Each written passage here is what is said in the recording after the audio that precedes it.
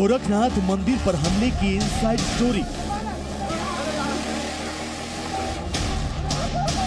कैमरे पर आरोपी बोला, हमले के राज खोला। जिस गोरखनाथ पीठ के पीठाधीश्वर उत्तर प्रदेश के मुख्यमंत्री योगी आदित्यनाथ हैं, जिस गोरखनाथ मंदिर में गोरक्ष पीठ के महंत योगी आदित्यनाथ का आवास है, जिस गोरखनाथ मंदिर की सुरक्षा में पुलिस के जवान चप्पे चप्पे पर तैनात रहते हैं, उसी मंदिर में हमले की कोशिश हुई।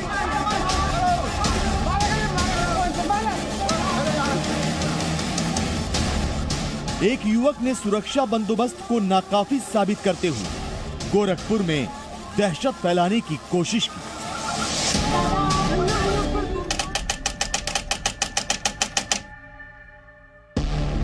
रविवार की शाम 7 बजे थे कि तभी एक युवक गोरखनाथ मंदिर में जबरन घुसने की कोशिश करने लगा। वहां तैनात पीएसी के जवानों को शक हुआ तो उन्होंने उसे रोकने की कोशिश की, लेकिन आरोपी पीएसी जवानों की राइफल छीनने लगा।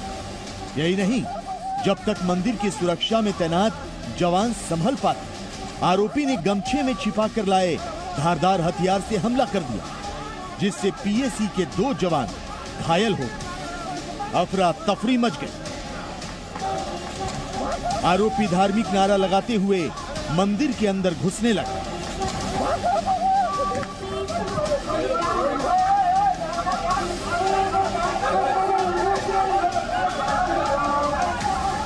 लेकिन साइकिल स्टैंड के पास पिकेट में तैनात पीएसी के जवान ने लोगों की मदद से उसे दबोच लिया।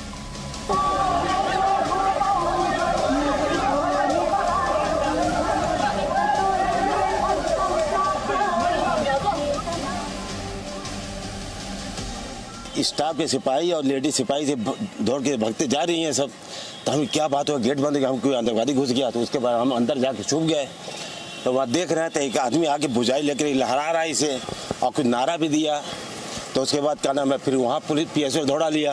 पूरे वो बेचारे भरने लगे, सबको जान का प्यारा है। उसके बाद एक पीएसएल की बांस पा गए, वो बांस से अपना लड़ते रहे, तभी उन्हें पीछे भागा।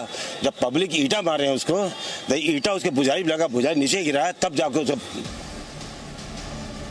पुलिस की अब तक की तफ्तीश में पता चला है कि गोरखनाथ मंदिर पर हमले का आरोपी गोरखपुर का ही रहने वाला है। उसका नाम अहमद मुर्तजा अब्बासी है। गौर करने वाली बात यह है कि आरोपी अहमद मुर्तजा अब्बासी ने आईआईटी मुंबई से केमिकल इंजीनियरिंग की है। वो मुंबई में ही केमिकल इंजीनियर की नौकरी कर रहा था। हालांकि अक्टूबर 2021 में उसकी नौकरी छूट गई। नौकरी छूटी तो अहमद मुर्तजा अब्बासी को उसकी पत्नी भी छोड़कर चली गई, जिससे वो अवसाद में रहने लगा। आरोपी ने खुद कहा है कि वो कई रातों से सो नहीं पाया था, परेशान चल रहा था, चाहता था कि कोई उसे गोली मार दे।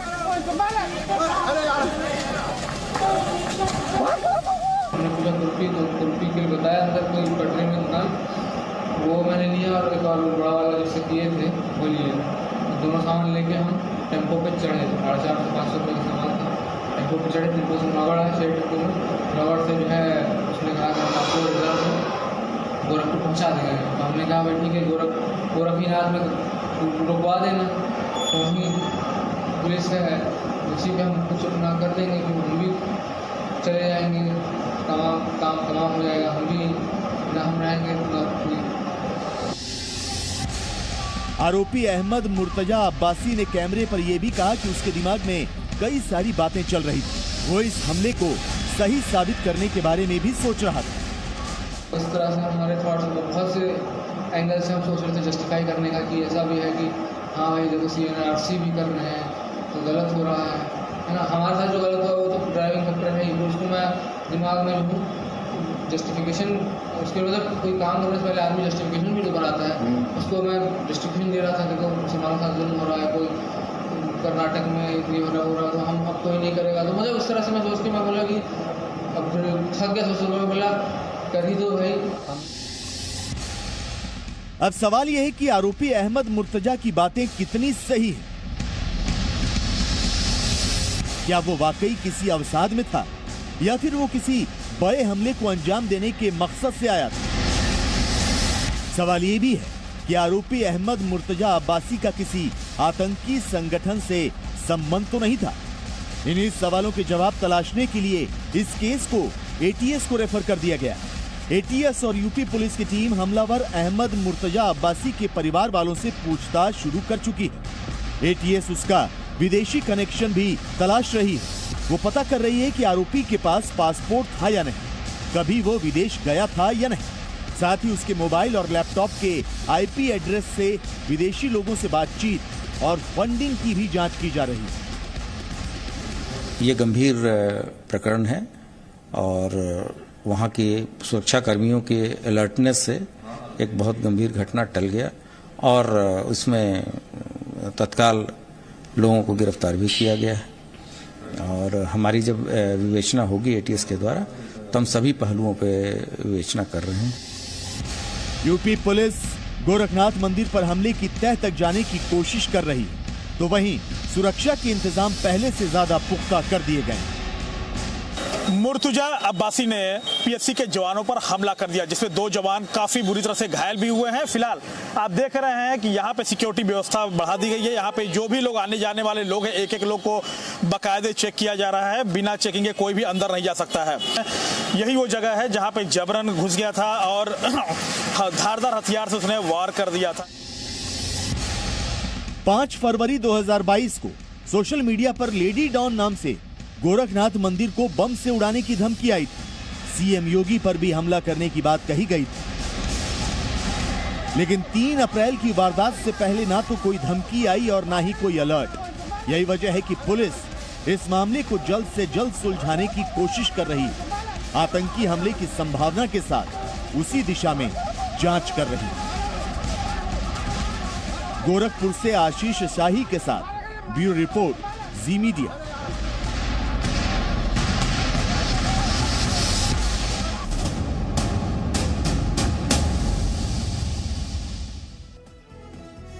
मस्जिदों में अजान के लिए लाउडस्पीकर के इस्तेमाल पर सियासी संग्राम छिड़ चुका है। महाराष्ट्र में एमएनएस सुप्रीमो राज ठाकरे ने बयान दिया कि अगर मस्जिदों में लाउडस्पीकर का इस्तेमाल बंद नहीं होगा तो मस्जिदों के सामने डबल लाउडस्पीकर लगा करके हनुमान चालीसा का पाठ किया जाएगा। राज ठाकरे के इस बयान पर सियासी तापमान उबलने लगा। अजान और लाउडस्पीकर विवाद पर क्या क्या हुआ और लाउडस्पीकर विवाद पर इस्तेमाल के लिए क्या नियम है, आपको दिखाते हैं रिपोर्ट।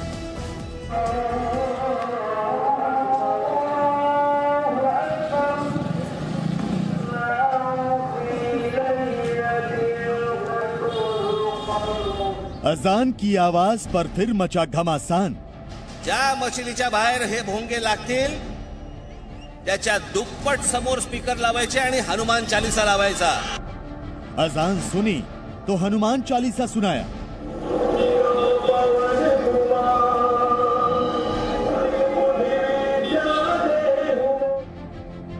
महाराष्ट्र में रमजान, अजान और राजनीति।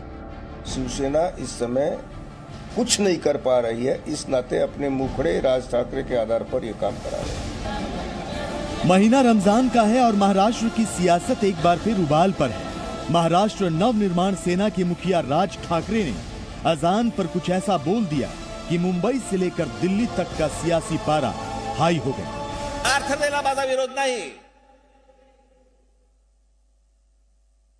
पण या मशिदींवरती लागलेले भोंगे हे खाली उतरवावेच लागतील। ज्या मशिदीच्या बाहेर हे भोंगे लागतील त्याच्या दुप्पट समोर स्पीकर लावायचे आणि हनुमान चालीसा लावायचा। महाराष्ट्र की सियासत में करीब करीब साइडलाइन कर दिए गए राज ठाकरे के एक बयान पर फिर घमासान छिड़ गए।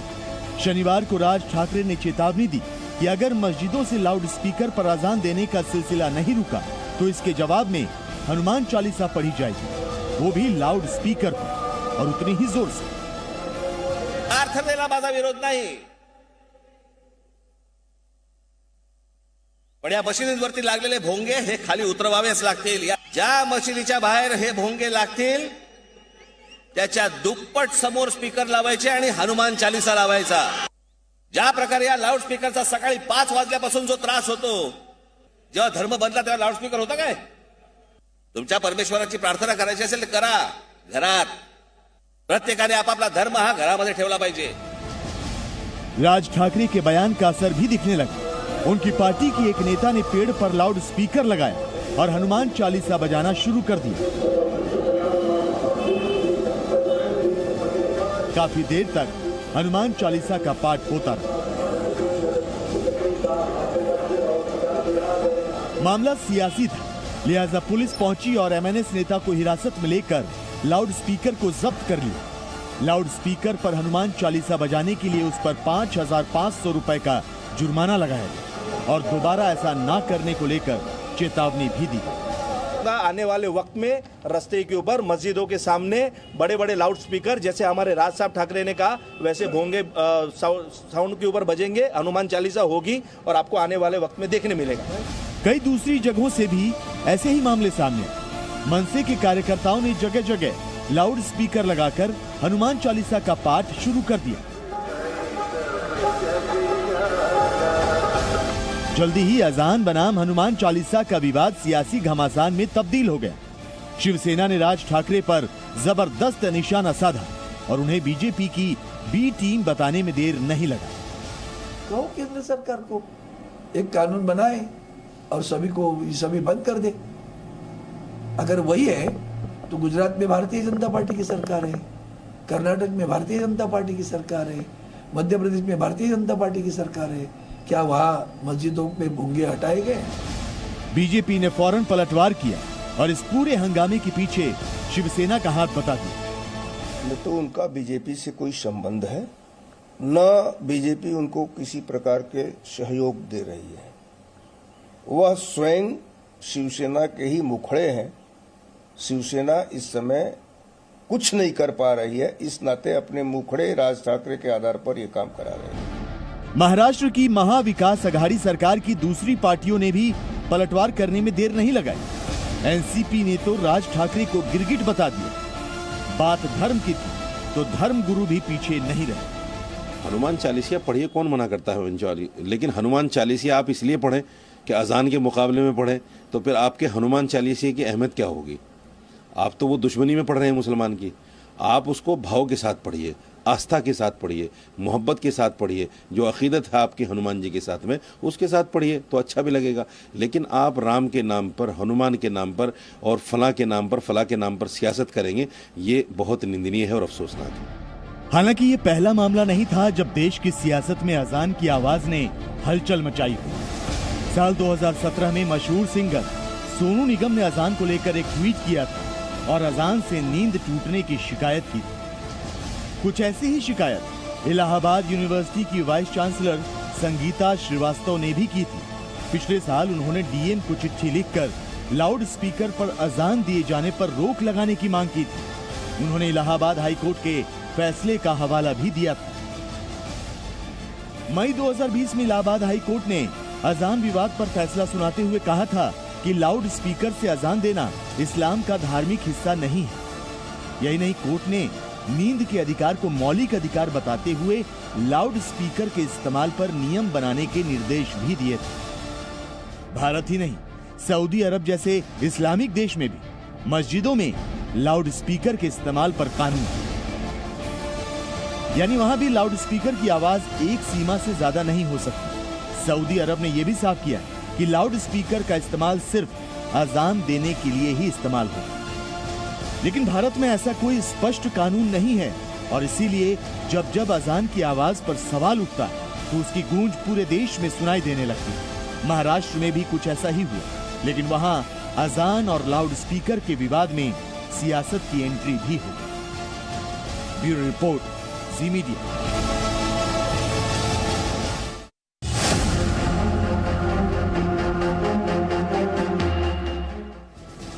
और अब बात करते हैं श्रीलंका की। श्रीलंका हिंद महासागर में भारत के नीचे मौजूद एक छोटा सा खूबसूरत सा देश है। हैप्पीनेस इंडेक्स के लिहाज से देखें तो ये भारत से भी ऊपर नजर आता है, लेकिन वहां से जो तस्वीरें सामने आ रही हैं वो कहीं से भी खुशगवार नहीं लगती।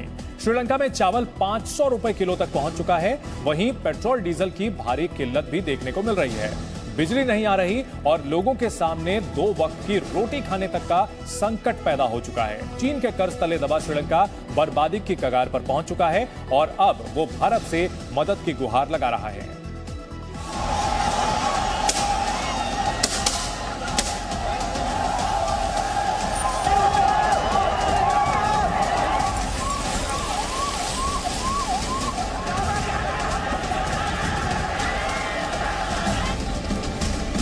आर्थिक तंगी से बदहाल श्रीलंका गुस्से की आग में झुलस रहा है। हर तरफ आगजनी, तोड़फोड़ की तस्वीरें नजर आ रही हैं। सरकार के खिलाफ जनता सड़क पर है। हालात बद से बदतर हो चले हैं। और इस वक्त यूपी के मुख्यमंत्री योगी आदित्यनाथ गोरखनाथ मंदिर पहुंच चुके हैं। कल यहां हमला हुआ था और आज सीएम योगी आदित्यनाथ पहुंचे हैं। पहले वो अस्पताल गए और अब मंदिर परिसर पहुंचे हैं। यहां पे जायजा लेते हुए सीएम योगी आदित्यनाथ पुलिस अधिकारियों से सुरक्षा से जुड़े हुए इंतजामों की जानकारी लेते हुए। कल मुर्तजा अब्बासी नाम के युवक ने यहां हमला किया, 2 पीएसी जवानों को घायल कर दिया, धारदार हथियार से हमला किया, धार्मिक नारे लगाते हुए उसने हमला किया। और अब गोरखनाथ मंदिर की सुरक्षा व्यवस्था चाक चौबंद कर दी गई है और भी कड़ी कर दी गई है। सीएम योगी आदित्यनाथ खुद पहुंचे हैं पुलिस अधिकारियों से अपडेट लेते हुए किस तरह से यहां पर अब सुरक्षा व्यवस्था बेहतर की गई है।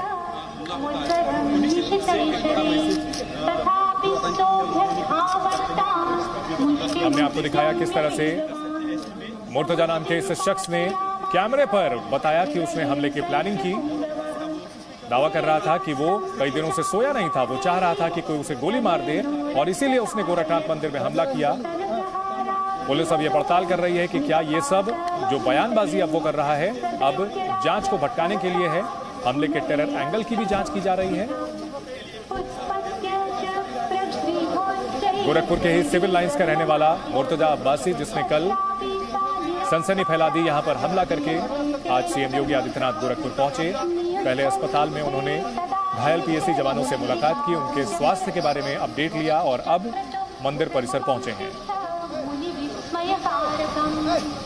गोरखनाथ पीठ के महंत हैं योगी आदित्यनाथ, लंबे समय तक सांसद रहे हैं गोरखपुर के और अब गोरखपुर सदर से ही विधायक।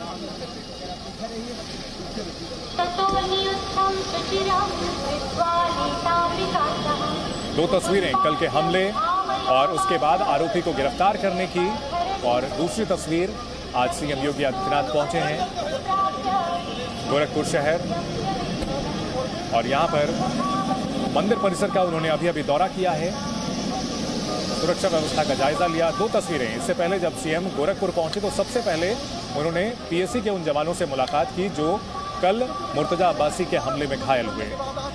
पीएसी के इन जवानों ने जान पर खेल करके हमलावर को मंदिर के बाहरी परिसर में ही रोक दिया। मुर्तजा ने इनसे हथियार भी छीनने की कोशिश की थी।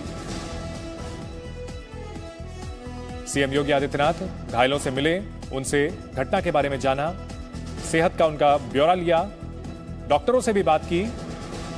इससे पहले सरकार की ओर से 5-5 लाख रुपए सहायता राशि का ऐलान किया गया है, प्रोत्साहन राशि का ऐलान किया गया है इन जवानों के लिए। और उसके बाद सीएम योगी आदित्यनाथ गोरखपुर मंदिर पहुंचे। गोरखनाथ मंदिर में सुरक्षा की तैयारियों का जायजा लिया। हजारों की संख्या में श्रद्धालु यहां पहुंचते हैं। गोरखनाथ मंदिर जो कि पूरे पूर्वांचल में आस्था का एक अहम केंद्र है, रोजाना हजारों श्रद्धालु यहां पर दर्शन करने के लिए पहुंचते हैं। और एक बड़ा खतरा था क्योंकि कल ये शख्स बाहरी इलाके में इसे न्यूट्रलाइज कर लिया गया, लेकिन हथियार के साथ अगर ये मंदिर के भीतरी परिसर में पहुंच जाता जहां पर श्रद्धालु होते हैं तो हादसा काफी बड़ा हो सकता था। स्थानीय लोगों की मदद से पीएसी के जवानों ने हमलावर को काबू किया था। हमले की जांच एटीएस को सौंप दी गई है और एटीएस गोरखनाथ मंदिर में हुए हमले के टेरर एंगल का भी की पड़ताल कर रही है। Presenting B News app available on Google Play and App Store. Download it now.